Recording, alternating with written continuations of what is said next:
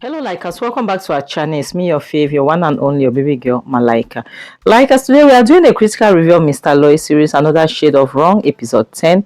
It starts with Mirabel's friend who came to visit based on the fact that she was beaten, and she's trying to make Mirabel understand that Mirabel should take the option she's giving her, based on the fact that, according to her, based on her own ideology, is that rather than Mirabel taking the beatings that she's receiving from her father-in-law and her mother, because her mother is beating her based on the lies that her father-in-law is telling her, and her father-in-law is beating her based on the fact that she's refusing to knock with him.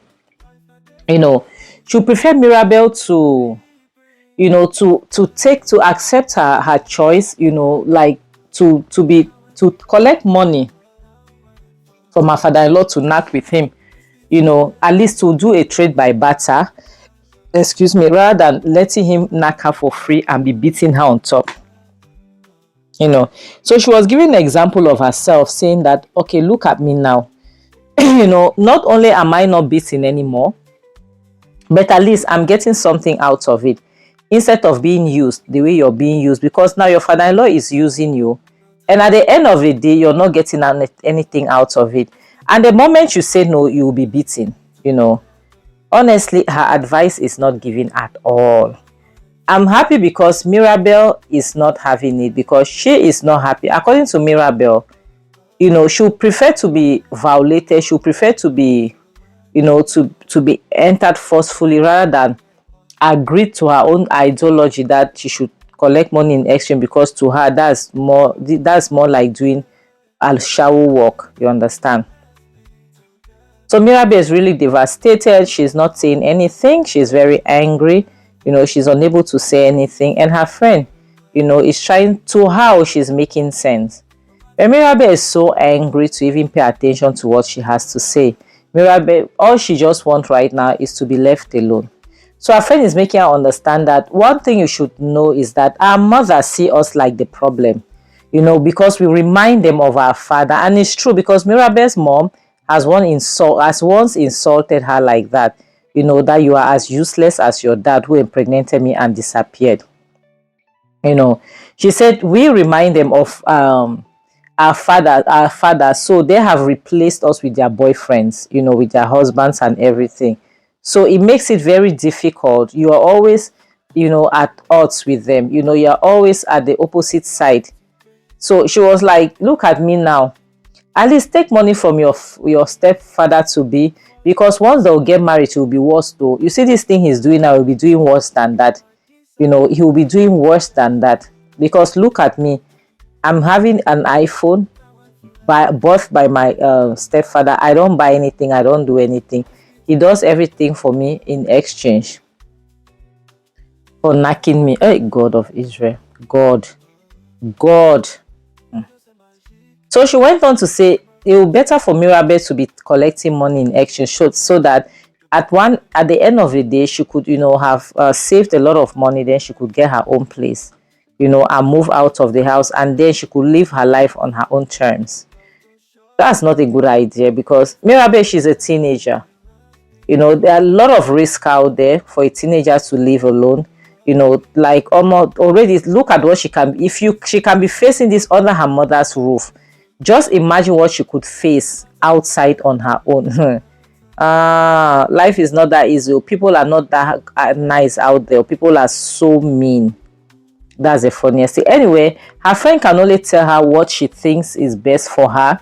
I might not be okay with her own theory, but it works for her. But Mirabel, it cannot work for Mirabel, because Mirabel first, she's a very timid child. She had a bad luck, to have a mother that chooses a man over her own child, unfortunately. And the funniest thing is that most women, most pick-me's are like that. Yes, they'll forgo their children.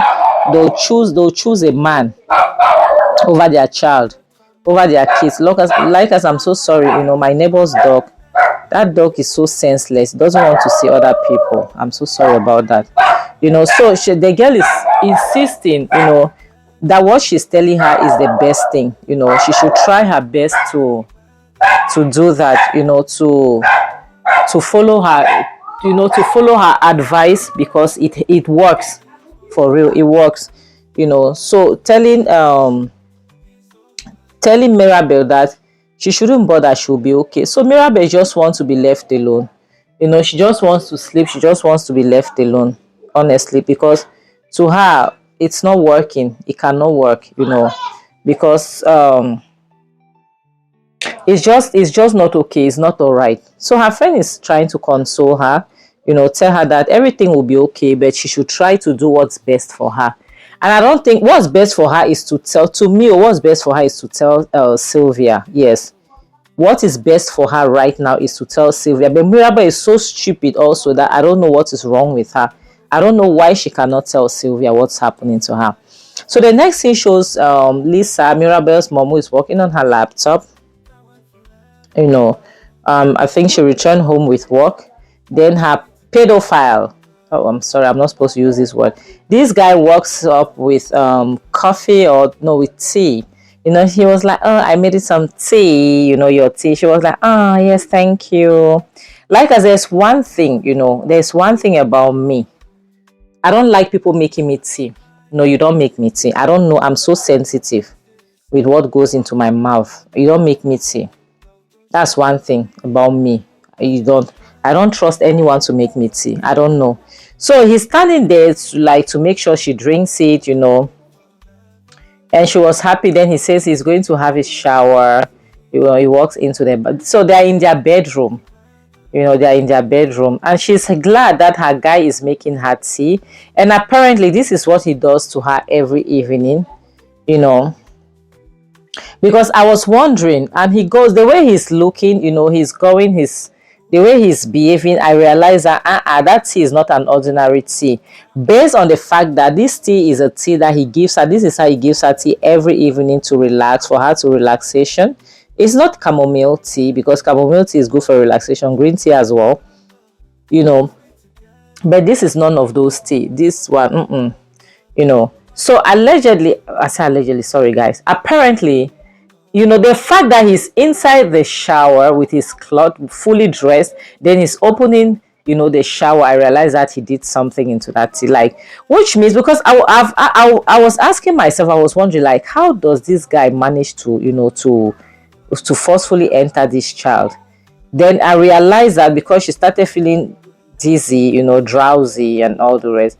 I realized that the tea that she gives him every evening, that he gives her every evening, he puts kolos inside. Yes, so he puts kolos inside. As soon as she took it didn't take even 5 minutes. She started feeling sleepy. She dozed off instantly. And now he's peep, you see. So this guy does this to this woman every day, whenever he wants to knock that child, so that she will sleep and will not hear anything. Even that child is screaming her lungs, she will never hear. God. See, all men, women that are taking advantage of people's child, that are taking advantage of people, may they be exposed. Especially those that are taking advantage of people's kids. My people, may they be exposed like us. Yes, so may they be exposed in the name of Jesus, honestly. So he's trying to make sure she doesn't break her laptop. He's trying to fix her, definitely take her, put her to bed and everything. And when she wake up, she'll be like, oh, my husband is so caring, not knowing that he has other evil plans. So the next scene shows Mirabel in her room. She's doing the wrongest of things. She's having a knife. Excuse me. She has taken colors. She's having alcohol. This child is so depressed. She's drinking. She's crying. Oh my God, I feel so bad for her. She's drinking and she's crying at the same time. She's very depressed. See, she has taken colors. And God, it's as if she knows that something is going to happen. So as soon as she was drinking and crying, she heard a knock on the door. somebody knocked. At least the person even knocked, so she decided to, hide her stuff, to hide the colos, to hide the drink, to hide the knife as well, you know, to throw the pills. Oh, more. I God help us. Oh. Help us, God, help us, help us, help us, for real. And the next scene shows the predator, who opens the door. As he was knocking, she was not opening. He opens the door, he enters gently, he's happy. She didn't lock the door. She's sleeping. She's looking so fresh. You're very useless, and she opens her eyes to peep. He's not even paying attention at her. All he's doing is like to imagine what he's going to do. See, he's licking his finger. Oh my God, it's so disgusting. This guy is so disgusting, guys. Licking his finger, kissing her feet, like this is a child, for Christ's sake. This is supposed to be your stepdaughter. This is supposed to be your daughter. This is supposed to be your child. God.